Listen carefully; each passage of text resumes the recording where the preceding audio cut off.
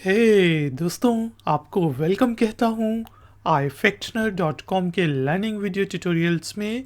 आज के video tutorial में हम इंग्लिश के वर्ड आर्म के डिफरेंट मीनिंग हिंदी और उर्दू में जानेंगे और फिर आर्म को यूज़ करते हुए इंग्लिश में 3 सेंटेंसेस बनाएंगे और उनकी ट्रांसलेशन हिंदी और उर्दू में करेंगे।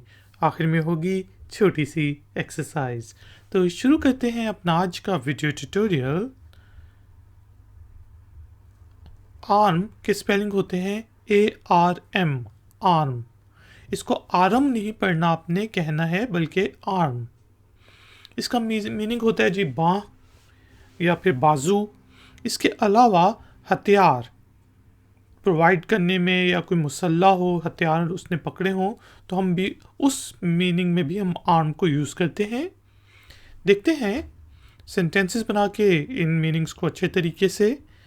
जिस तरह I have got strong arms, के मेरे जो बाजू हैं वो मजबूत हैं। I have got strong arms. इसी तरह may I hold the baby in my arms, क्या मैं बच्चे को अपने आर्म्स में पकड़ सकता हूँ, अपने बाजुओं में पकड़ सकता हूँ। May I hold the baby in my arms. इसी तरह हम कह सकते हैं the robbers were heavily armed, के जो डाकू थे वो असले से, भारी असले से लैस थे, उनके पास असला काफ़ी ज़्यादा था। The robbers were heavily armed. तो हमने देखा वर्ड आर्म का मीनिंग होता है जी बाँह या फिर बाजू, हथियार या जो हथियार से लैस हो। यहाँ पे जो हमने सेंटेंसेस बनाए, I have got strong arms, may I hold the baby in my arms और the robbers were heavily armed.